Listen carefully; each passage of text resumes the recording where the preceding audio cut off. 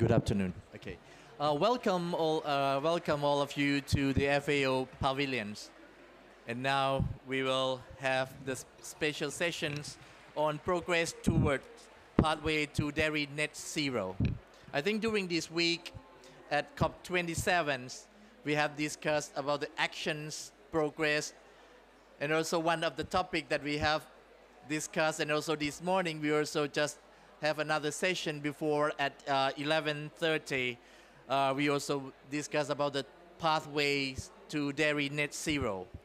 Because you know that all the global dairy sectors launched the pathway to dairy net zero last year to demonstrate its commitment to reducing the greenhouse gas emissions.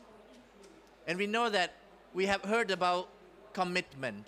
We talk about pledging, how we're going to reduce the greenhouse gas emissions from dairy sectors, livestock sectors. But now we want to talk more about actions, progress, and how to make more progress at the country level. And that's why this session this afternoon, we will focus on progress toward pathway to dairy net zero. And that's why FAO are very pleased to join our effort with the global dairy sectors, global dairy platform, and also International Dairy Federation, and also all the sectors together, that we can work together to make progress, to move forward together. And that's why this session we will have the three panels discussions. The first panel, we will give you the overview of the pathway to dairy net zero.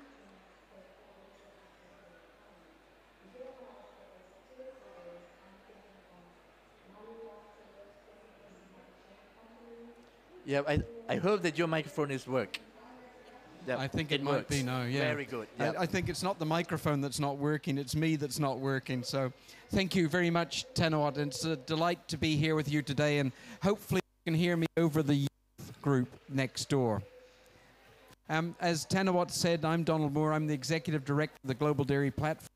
And we're one of the organizations that is behind the Pathways to Dairy Net Zero initiative that was launched during the United Nations Food System Summit last year, and then we announced major activity in that area at COP26 last year. What I want to talk to you about today is some of the progress we've made, particularly on one of the key dimensions for Pathways to Dairy Net Zero, which is raising financing in the emerging dairy markets. They want us to swap? Is this better? Okay, thank you. I think that one was the battery was starting to die. I must have spoken so much already.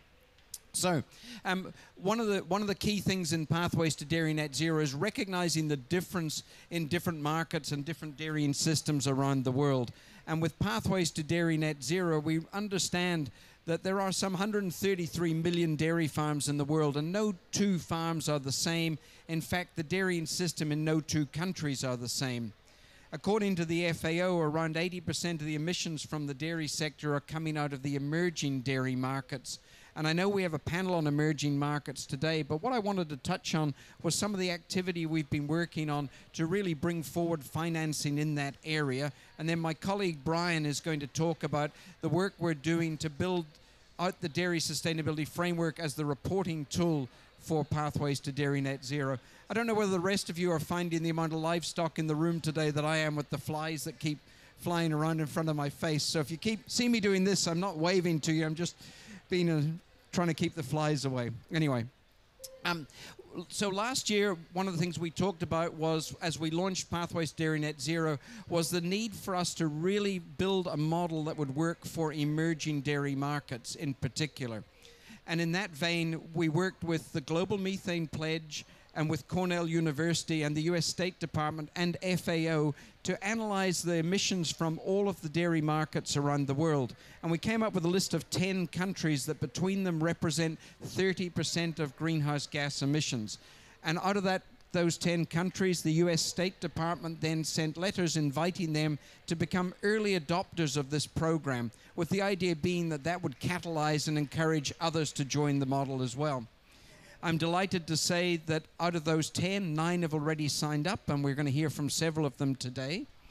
And of the 9 that have signed up, as Global Dairy Platform, working with FAO and with the International Fund for Agricultural Development, we've already developed the first concept note and the first funding proposal to the Green Climate Fund to develop the plans and the projects in the East African countries, Kenya, Rwanda, Tanzania, and Uganda, and we're just waiting for confirmation of that funding model as well. And it includes funds from EFAD, funds from Green Climate Fund, from FAO, but also from the private sector, from the Global Methane Hub, from USAID, from CoBank, from the Global Dairy Platform, and from others. And I'm going to leave it there, Tanawat, because I think the big action for us is putting that model, putting that funding in place. And if I could maybe ask Brian to talk about the work that's being done within the Dairy Sustainability Framework to manage and monitor and report on sustainability for dairy. Thank you, Donald, and great to be here. It's great to see you all. The Dairy Sustainability Framework started in 2013, where the dairy sector has an ambition. We're very ambitious with our sustainability targets, and we want to demonstrate, and importantly, that's what Pathways to Dairy Net Zero is about. It's about demonstrating the progress, monitoring and reporting, as Donald just said.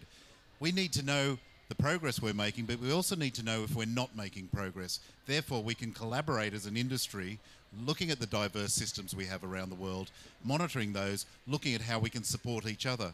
The Dairy Sustainability Framework is pre-competitive and collaborative. We invite our members to share knowledge so we can all move faster forward in our sustainability credentials. And using the DSF, we monitor over 11 sustainability criteria in the 3 pillars of sustainability, not just the environmental. We do the social and the economic as well. So it's really important that we understand the interactions between the different criteria to make sure that solving one doesn't cause unintended consequences in another. The monitoring and reporting enables us to make informed decisions, engage in dialogue about those who want to have policy decisions about dairy around the world. We have the data. We're now reporting on over 30% of global milk production, which equates to over 52% of global formal milk production, recognizing that not all milk does go through formal channels. So we work with our members to identify where our priorities are, what our indicator metrics enable us to make informed decisions, collaborating so we can all move forward together. I often talk about a water project in Egypt may just help a Californian dairy farmer or an Australian dairy farmer. It's about sharing that knowledge. Companies are fiercely competitive in the marketplace, but for dairy industry, sustainability is a pre-competitive issue. We share this information so we can all benefit from knowledge that we generate. Donald, is that covering everything you want? Thank you very much, Brian and Donald. And also I would like to ask you the questions, because when you're talking about the first initiative of 10 countries, but now we know that we want to do more, and we want to expand to further others emerging market. And that's why after we have the first phase of this pathway to dairy net zero, what's next after this? That we need to think about what we can do more. And can you give me some views on this particular issue, how we can enlarge or how we can expand to other countries, and how we can get more support from other countries as well? Yeah, thank you, Tanawat, for the question. The whole premise behind Pathways to Dairy Net Zero is that this is a global movement in the dairy sector. We've picked 10 countries. We've started already with the first 4 in East Africa, and then later this year in early December, under the leadership of FAO, we're going to have a similar process start in Latin America with the countries that we have there, and then ultimately into Asia. But we don't see this as in any way, shape or form limiting the progress that might happen in other markets. And we encourage any country that's interested in doing so to pick up the tools, the methods, the processes that we're building under Pathways to Dairy Net Zero, and to be able to use them under advice and guidance from FAO and others, but you can use those in your own market. So you don't have to wait for us. It's really, we found those 10 early adopter countries to try and kickstart the initiative. And that's only what's happening in the emerging markets. We're going to hear today from our panelists on what's already going on in the developing markets as well. Thank you very much. Brian, when you mentioned about monitorings and also reporting, because we know that the monitoring is really help us to understand how we can make progress. And that's why the issues that we need to make sure that we need to revisit and also reviews when we implementing the activities at the 10 countries.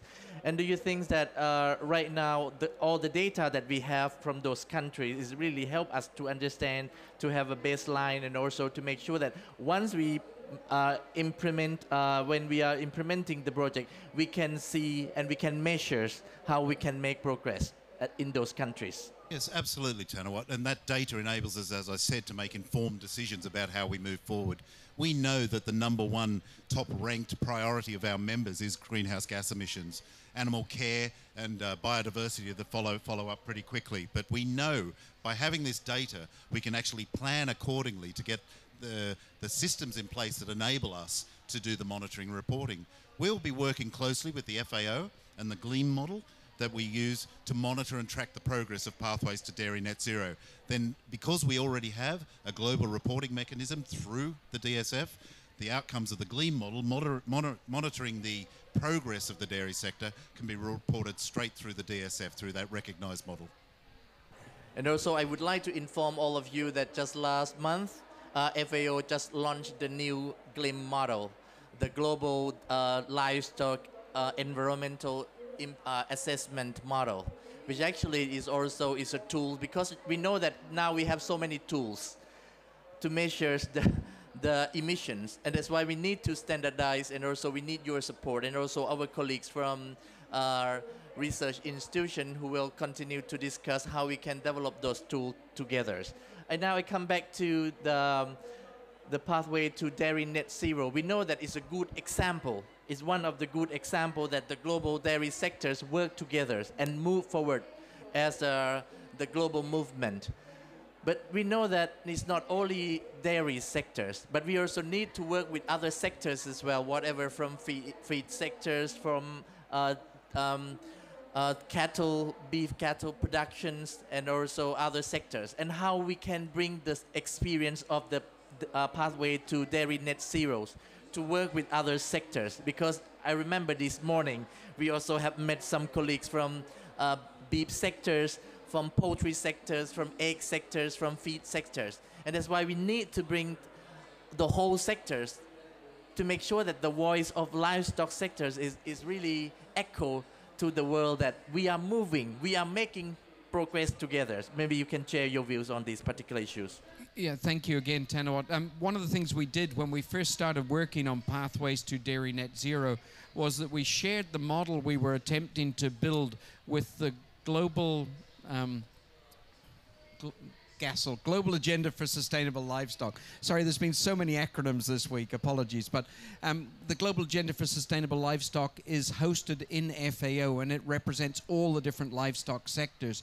And through that, we've been working with our colleagues in those other different livestock groups to share with them the journey that we're on, learn from some of the things they've tried before, but also to make sure that they learn from some of the mistakes we make along the way.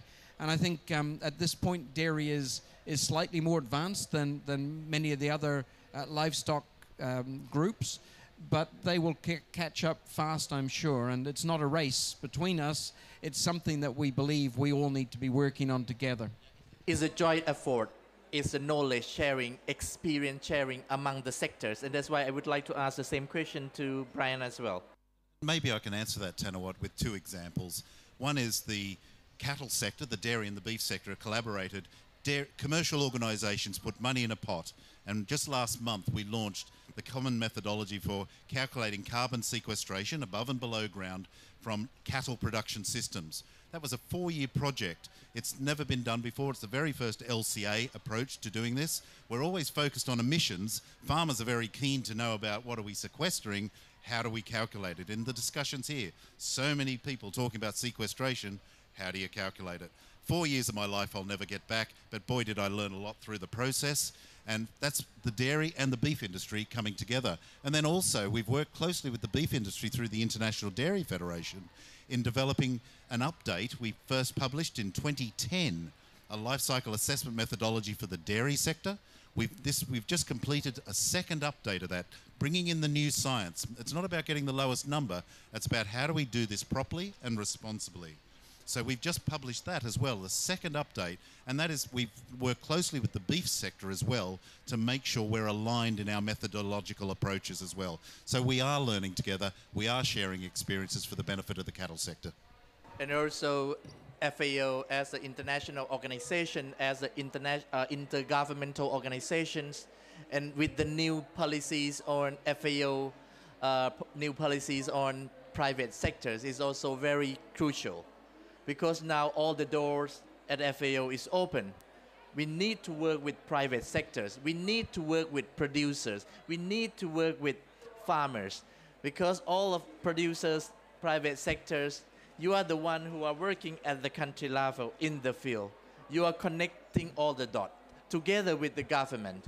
Because in the past, FAO worked a lot with the government and also with government agencies, with research institutions. But now the door is open. And that's why you can see that during this week, we have met a lot of private sectors, producers, farmers, researchers, and even though the government at FAO Pavilion. I think this one is a starting point, is a positive signal that we can bring all the positive actions, positive energies of the whole sectors, of the whole multi-stakeholders to work together from international organizations, from government, from private sectors, producers. And that's why the pathway to dairy net zero is also one of the initiative, is one of the good example that we are joining our effort to make sure that we deliver, we're making progress. And also at the end, we will see what we can achieve, what we can do more. And also to make sure that next year we can see more result. And once we see more result, we know that we see the values that we can invest more as well. And that's why today I would like to thank this first session. I would like to thank Donald Moore and also Brian, who are our speakers. Thank you very much.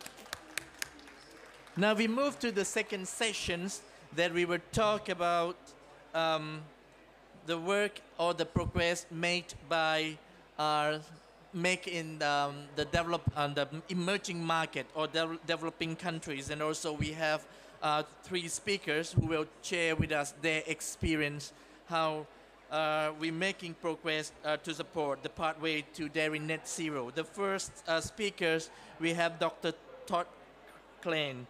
Todd Klein is the principal scientist, climate change adaptations from International Research International Livestock Research Institute, IRRI, from Kenya. And also we have Bernard Kimoro from Kenya as well, but right now he is not here, but I hope that he will be able to join us after this. We have Cecilia Jones, Climate Change and Sustainability Technical from Ministry of Agriculture and Livestock Fisheries from Uruguay, which actually His Excellency's ministers from Uruguay as well. He with us here this afternoon, and actually he just talked this morning as well. You can see it, a lot of actions, a lot of progress made in Uruguay and also in other countries, in Latin America, in Asia, in Africa. And that's why the first question that I would like to ask Todd, as IRRI is an international research, livestock research institute. We know that we need science, we need innovation, we need technologies, and how the research institution can accelerate in terms of the technology transfers, in terms of bring innovation to our producers at the ground level. Thank you. Yeah, so the International Livestock Research Institute is engaging a range of environmental and social science questions around greenhouse gas emissions in dairy sector.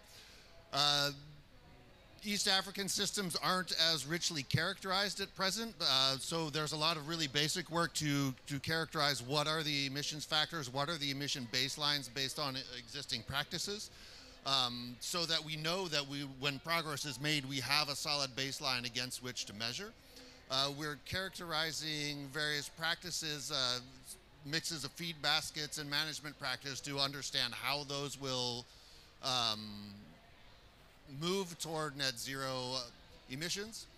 But we're also doing a lot of research on the social side of these technologies. So how do they exist? Because a technology that reduces greenhouse gas emissions but isn't adopted by people is not useful. So we need to pay close attention. We're paying close attention to how do these technologies situate within communities? How are different households capacitated or capable or motivated and incentivized to invest in these technologies according to their priorities and their interests? How profitable, of course, are they? Because that's the real motivator at the end of the day for most producers. How do those exist within households in terms of day-to-day practice? Because a new practice has different financial requirements, but it also has different labor requirements. So we're analyzing, again, the distribution within households, especially how do the practices often fit into women's workload. And then how do we engage with producers, households, communities, et cetera,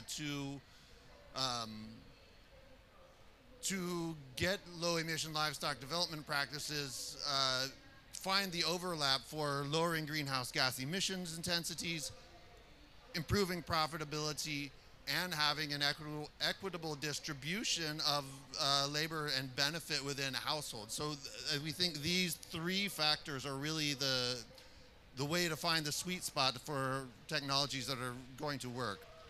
Thank you very much. I know that the research institution can work more and also can support more to the members and also to the sectors. And also I would like to ask Cecilia, we know that at the country level, Uruguay is one of the champions, and we would like to hear from you more what you are making progress at the country level at the moment for pathways to dairy net zero. Thank you very much. It's an honor to be here. Yeah, Uruguay it's an agricultural country. We produce food, we export food, and in our NDCs, agriculture plays a very important role in our goals. We have sectorial goals for beef production, for dairy production, for forestry. It's most of our country emissions come from agriculture and from intense fermentation of beef and dairy cattle. So in that respect, we've been working on these things that have been mentioned before, of trying to measure and trying to assess where we're at. And we did a life cycle assessment. I mean, there's been quite a few life cycle assessment of dairy production in our country. And we score pretty well. We are between the best. I think we are second behind New Zealand in our carbon footprint in dairy production. So that's good news. But what happens when we put a magnifying glass in that and we work characterizing our dairy systems, we find that there's a lot of room for improvement.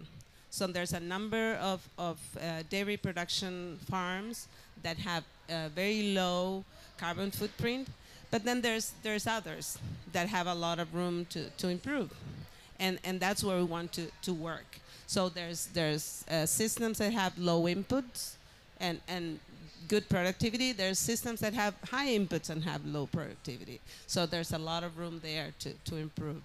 So when we were invited to join this initiative, we saw an opportunity to focus on those opportunities.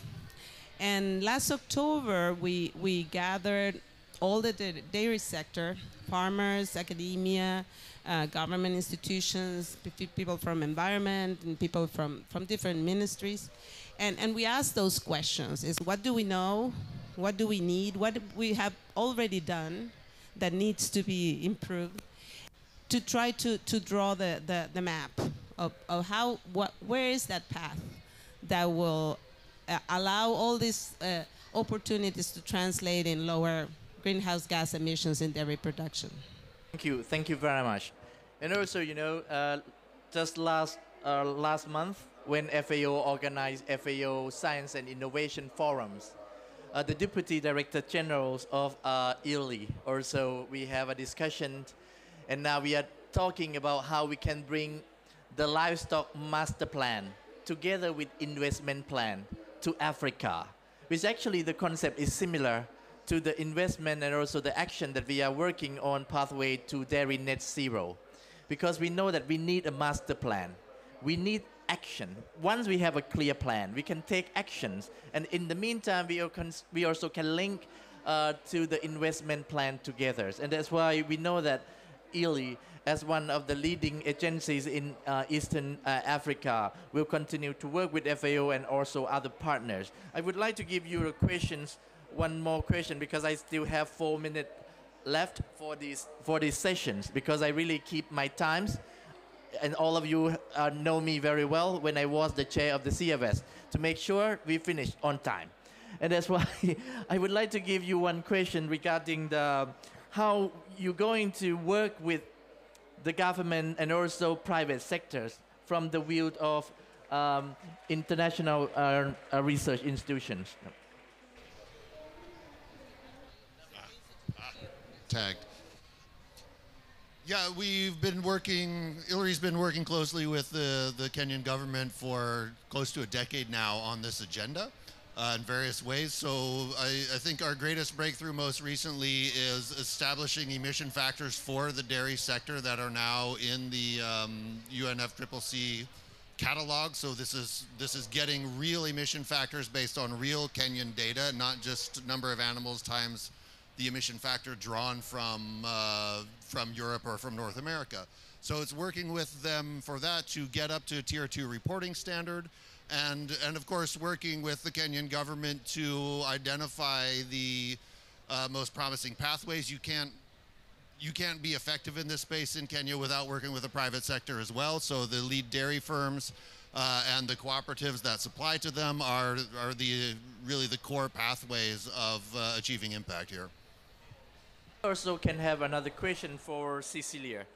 How the government of Uruguay are working with the local private sectors and also local producers to make sure that we can make progress for dairy net zero. So as I mentioned before, we put together around the table all the stakeholders of the dairy sector to ask these questions. And the conclusion we arrive is that there is some science that it's already available that needs to be applied. We need to be able to use better the forages, the feed and pastures. We need to work on animal health. We need to work in optimizing process. And also, we saw windows of opportunity also in the integration between farmers and industry. The industry was sitting at the table and they put a bunch of ideas of ways, there's synergies that we can exploit to get reduced greenhouse gas emissions. And we do have an institute, National Institute of the Dairy National Institute, where everybody sits at the table, and I think that's the way we work. We work together with farmers, industry, and the government to move forward these ideas. Thank you very much for your answers and also intervention. Is really bring us to see how we're going to work in emerging market and also working with the research institution. Thank you again for your intervention and also for your support. Thank you very much. And now we move to the next session that we will hear more about pathways to dairy net zero in developed market. And also we have our speakers from different agencies. We have Margaret Janet Jongman, Global Directors Research and Development, Royal Friesland Campina from the Netherlands. And we also have Hannah Sondergaard, Executive Vice President and Chief Agriculture and Sustainability Officer from Ala Food. And now we have the next speakers, Mr. Jay Walkerwell. Sorry I pronounced your name wrong. Senior Vice President Strategies and Global Development Dairy Farmers of America and also the Global Dairy Platform Board members. The last speakers we have Facundo HBA, Vice President, sorry, My mistake. Vice President, Global Public Affairs from Danone. Thank you very much for joining us. Since you are representing the private sectors from different countries, and also we know that each country have a different settings, have a different experience, have a different priorities of your organization, of your countries, and that's why my first question that I would like to give to all of you, now we're talking about making progress, making progress. We want to see result. I start from Margaret. I remember I visited dairy farmers in Amsterdam. And that's why we discuss about a lot of issues, and that's why we would like to know from your perspective how the Fishland campaigners or your organization working with farmers to support them to make sure that we can move forward, to make sure that we can making progress for dairy net zero. Yeah, thank you very much. If we look at the Dutch situation, we see that a lot of benefit, a lot of progress has been made in the last couple of years. If you look at the decrease in carbon footprint in the recent years, we had a reduction of 35% in the last 30 years. So there's quite a lot of things going on. And if you look at the farm, there are various ways farmers are reducing their footprint. It's on part on their feeding, but it's also a part on farm management. It's a part on energy. And together we make quite some progress. But there is still a lot of progress we need to make. We are there not yet.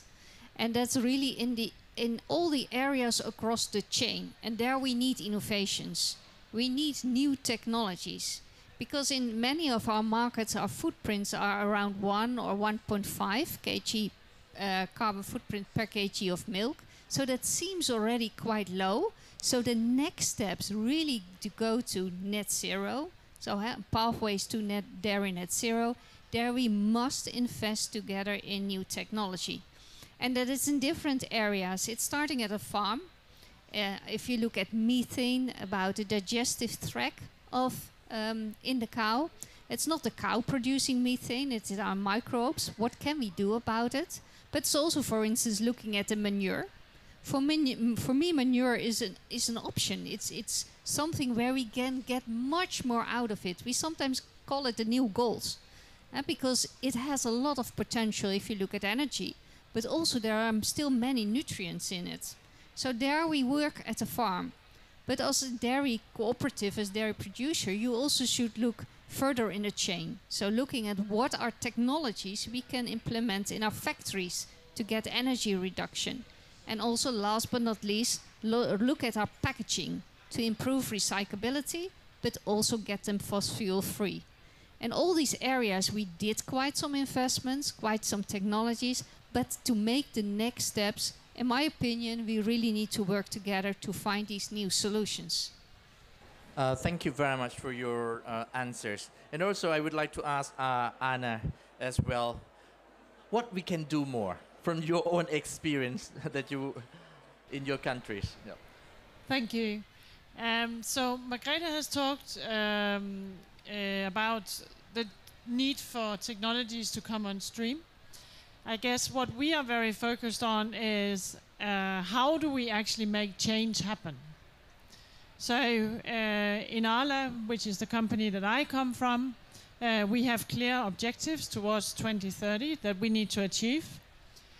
And I think we have one principle and then two insights that I would focus on. One principle is that we want to be data and science-led. And therefore we chose to do what we call a climate check across 8,000 farms, which means that we now have data that we are collecting every year, 200 questions that farmers are answering, which allows us to measure carbon footprint at farm level. Now, what we can learn from this data is what makes the difference between the best performing farmer and the lowest performing farmer. So we can see, and we call them big five, we can see the big five things, management practices that the best farmers are doing, that the lowest performance farmers are not. The next thing that we are now launching on top of this set of data is a new incentive, because the two insights that we have is unless we combine profit and climate for farmers, we are not going to get the change that we want. So we need to align those two metrics for farmers. The second thing that we've learned is that the person that a farmer trusts for advice is another farmer. So to leverage that, we have or will introduce a sustainability incentive where we take money off our milk price and pay it back to the farmers that are taking action. And in Arla, with 9,000 farmers, we are going to invest up to 500 million euros behind this. And it's important to understand that we are farmer cooperatives, so it's not me as an employee that's investing anything. It's the farmers themselves that are choosing to take the money off their milk price and put it behind where they want action.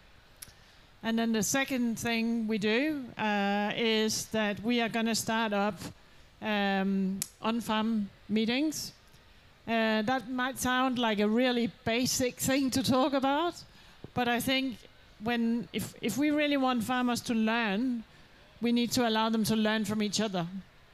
So we're talking about groups of farmers, 15, 20 farmers, at meetings, sharing their results, talking about what they're doing, and seeing what works and what doesn't. So what I would bring to today's conversation is we need the technology, and we need to work on how we make change happen. Thank you very much. You can see that when we are talking about pathway to dairy net zero, we are also competing with others pavilion as well to make sure that our voice of dairy sectors is loud enough, to make sure that when we're talking about our actions, how we're making progress, to make sure that our voice is go to our audience, our voice go to our farmers, our voice go to our consumers. And that's why to make sure our speakers also talk loud enough. And that's why I go to Jay. What's the dairy farmers in US are making progress at the moment? I have a desire to scream out some kind of wrestling thing, you know, let's get ready to rumble. The word I'm going to talk about today is one you've actually heard a lot of recently, which is collaboration. There's a couple of things that, for me, define dairy, not just in the US, but globally, that aren't necessarily unique to dairy, but are really important for us. One is that we are an end sector. It's not an or, it's not a black or white. We're very big farmers and we're very small farmers. We are pastoralists and we are confinement operations. We are producing nutrition that can sustain life all by itself. We're producing everyday nutrition. We're producing some of the most indulgent products you can take. We are dairy and beef and crops. We are a carbon emitter and we are a carbon sink. We are a lot of different things that connect to a lot of different areas. The second one is that we are naturally collaborative. It's probably the nature of our business model. When you produce 1, 2, or multiple harvests per day of a high value, highly perishable product, it leads you to want to work with others, to de-risk your business, to add value to your business, in some cases simply to survive. So those two things naturally make us a good partner. It makes us create national positions. It makes us operate globally in groups like IDF, in groups like GDP, to deliver things like the Sustainable Dairy Framework, to look at creating solutions like pathways to dairy net zero. So we're naturally wanting to collaborate. So the opportunity for us now, again, US-based, but also I think globally, is to expand our perspective of who we collaborate with. You've heard Tenawat and you've heard others talk about, well, it should be beef, other protein organizations, other agriculture. But why stop there? The world is looking for solutions to problems, and we're at the heart of it. Is it nutrition? Is it livelihoods? Is it environmental sustainability? Is it renewable energy? All of those things we have to offer. How many people can we collaborate with? How wide can we cast our net? So we're involved in those conversations, using what dairy offers to help solve our problems at the same time we solve theirs.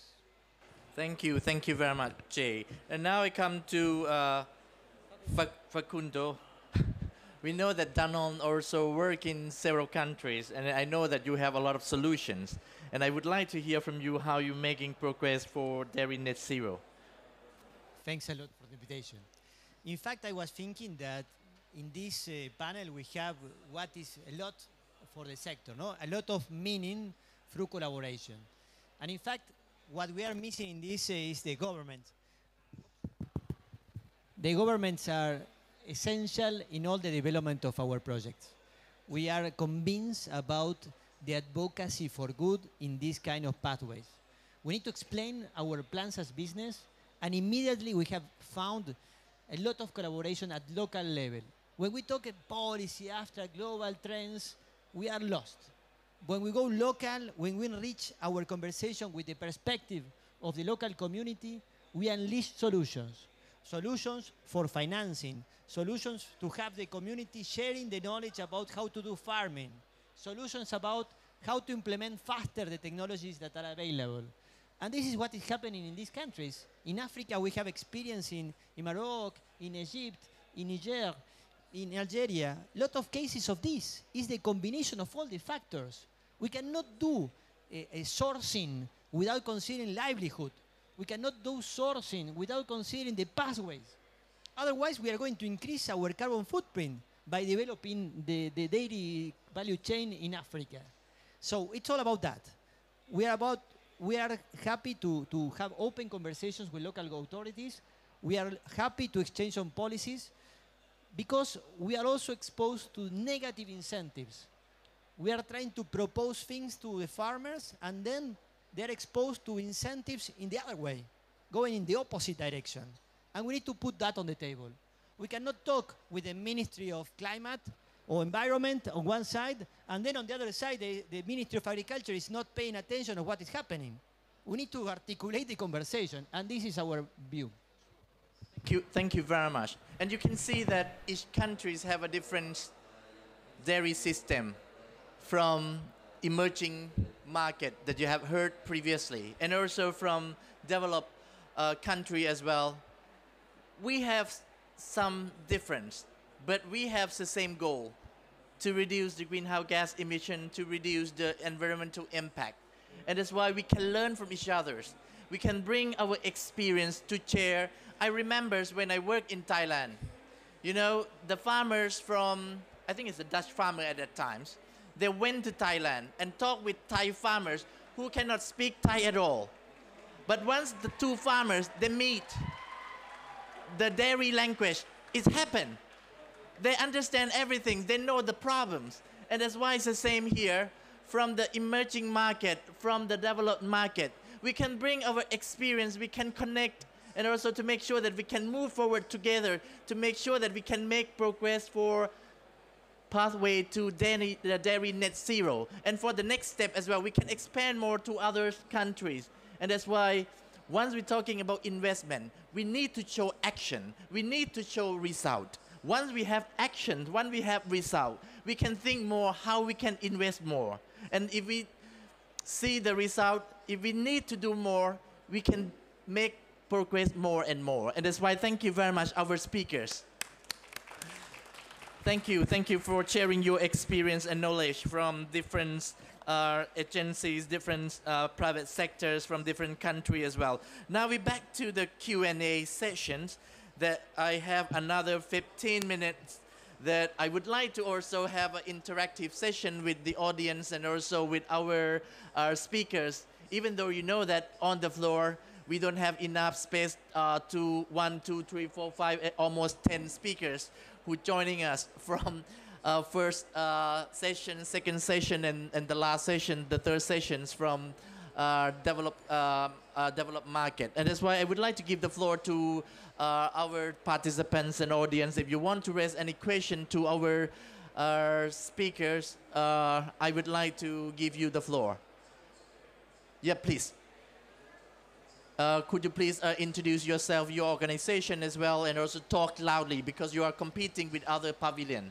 I'll try. Nusa from Changing Markets Foundation. I wonder how demand reduction fits with the dairy net zero, especially in developed world. Also, we heard that FAO will do 1.5 degree pathway. And I strongly suspect that reducing demand for meat and dairy will play into this, but that doesn't seem to be part of this pathways to dairy net zero. You're just focused on efficiency. Thank you. I think perhaps Donald and also the team. Actually, some of you can come here as well if you want to sit on the stage. Yeah, please join us. They've left me up here on my own, have they? So, thank you.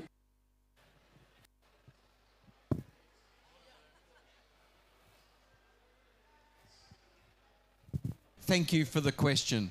And it's one that we hear quite often. And I think one of the challenges that we need to understand is that we have a growing world population. We have a growing demand for food, for nutrition. I think the forecast from FAO is somewhere around about 1.5 to 2% increase in demand for dairy production over the next decades.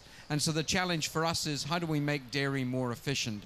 Now, somewhere around about 2/3 of the world's agricultural land is permanent pasture or meadow savanna. And the way that land participates in the food system is through the grazing of livestock. If we take that land out of the food system, we're not going to be able to feed a growing world population. So the challenge for us is not substituting it with something else. It's about making it efficient, making it available to people in all parts of the world as well. And I think from my perspective, we need all forms of agriculture if we're going to feed the world population on a sustainable, nutrition-dense basis going forward. We need all forms of agriculture. We need all types of farms.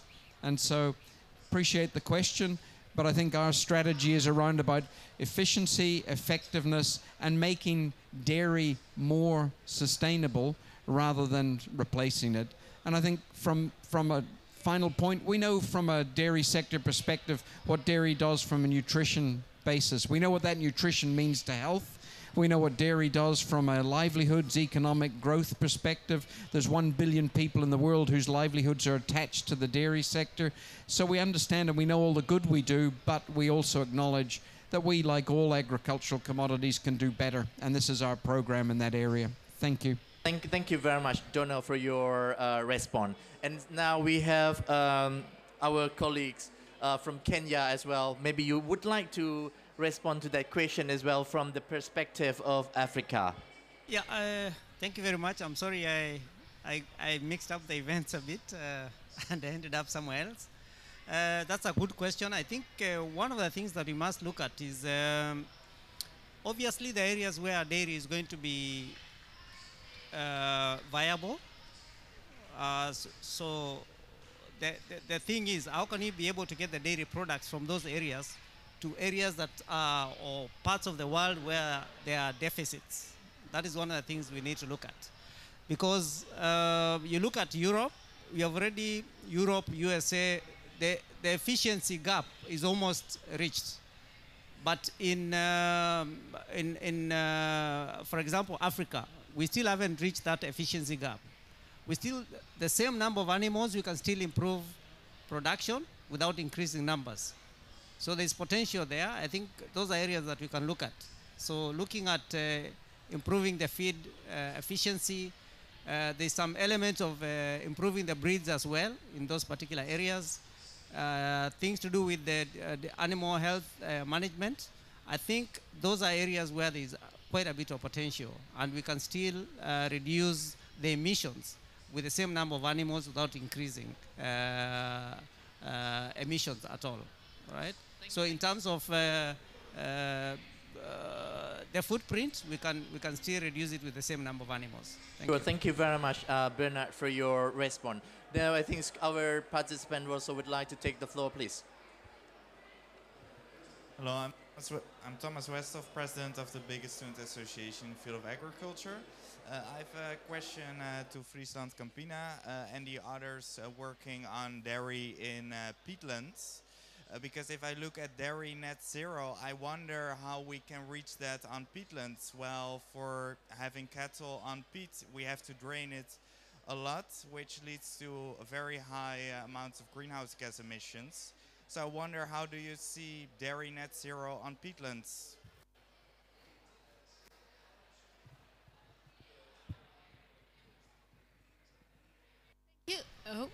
Good question. If you look at the land we are having, are indeed different types of land.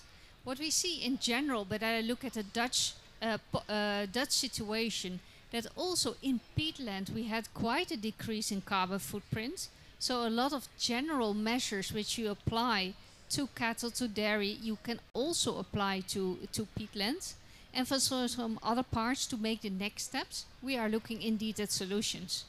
So I'm not saying we are there yet. We made also in peatland quite some progress, but also some things to be done.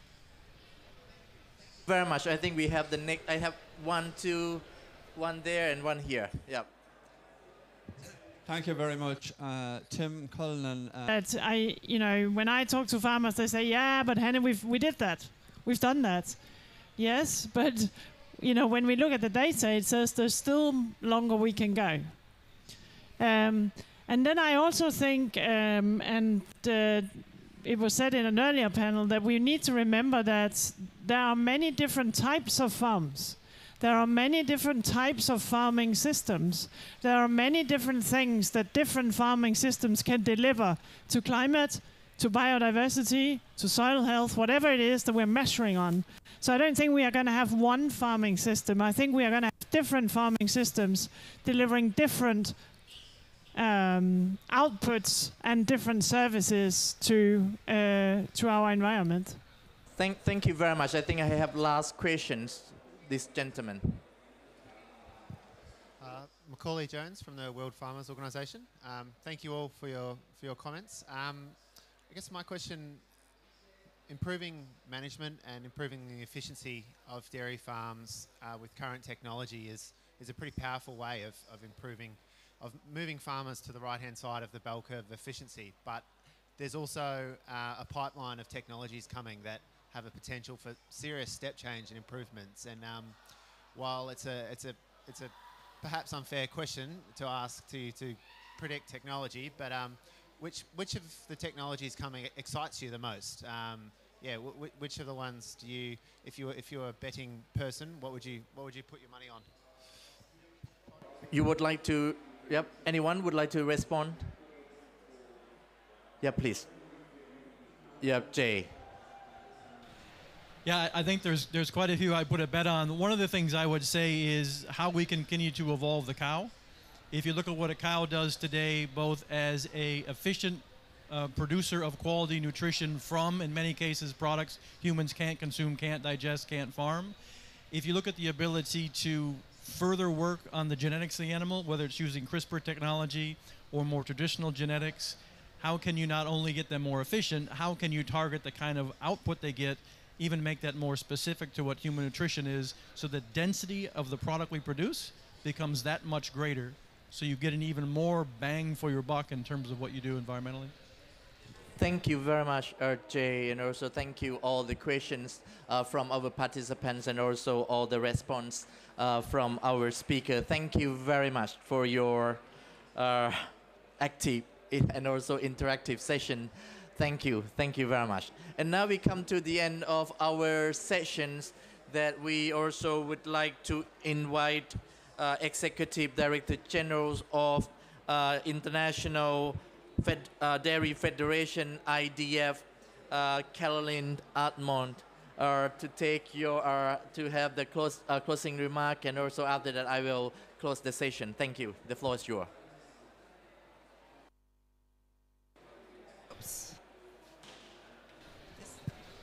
Un, deux, trois. Okay, it is working. So thank you for the opportunity, and you're giving me the last words. I love that. So first, I would like to give you a maybe 2 takeaways so you can bring home and continue the reflection. Number 1, dairy is dynamic and innovative. It contributes to SDGs and to food security. But also dairy is part of the solution. And I think that's important that you keep that in mind. Don't forget that dairy animals are natural recycler. But also dairy sector is a sink, is a carbon sink. Is also providing energy with manure. We talked about manure earlier. And also contribute to soil health. So those all are important contributions you need to keep in mind. We heard a collection of words I want you to bring with you today. data-driven, result, progress, efficiency, transparency, peer-to-peer learning, and methodologies. All of those words are defining the work that we're doing in the dairy sector. Obviously, we're all moving forward together. And in doing that, we can continue to provide the nutrition that the world needs and to continue to be at the heart and livelihood of our communities. So this is my takeaway for you, ladies and gentlemen. Thank you very much, Caroline, for your remark. And now we come to the end of our sessions, now 5:27 p.m. And that's why you see, we manage our time very well. And thank you again for our speakers, and also thank you our audience and participants. Now we come to the end of our sessions. We have heard from all speakers. There are some key issues that we need to take into account. We know that we come together for solutions. We want to have all solutions that we can make progress. We can make actions. And the action and progress, we need more. And that's why all of you from government sectors, private sectors, producers, research institutions, we need to work together. And that's why FAO is dedicated to support the pathway to dairy net zeros and also for sustainable livestock transformations. When we talk about sustainable livestock transformation, we need to bring all sectors around livestock because the agri-food system is complex. And also when we're talking about livestock sectors, sustainable livestock transformation is much more complex. And that's why the work that you are doing will see that today we talk, today we make commitment, but next year, when we go to the COP28, we need to bring more result. We need to bring more actions and to make sure that we communicate to all audience, to our consumers, our citizens, what the sectors are moving forward, how the dairy sectors making progress. And that's why to make sure that we have sustainable, efficient, inclusive, resilience of dairy sectors, and also for better sustainable livestock transformation, and also for better food securities, nutritional securities, and also at the end to make sure that we have a better production, better nutrition, a better environment, and also a better life. Thank you very much for joining us today. Thank you, thank you, thank you. And also, before you leave the room, I think we all practice like this for several sessions. We would like to have a group photos with our audience, with our speakers, to make sure that we keep this moment, the moment that we meet here. And that's why next year, it reminds us, we will show the result. We will show the impact. Thank you very much.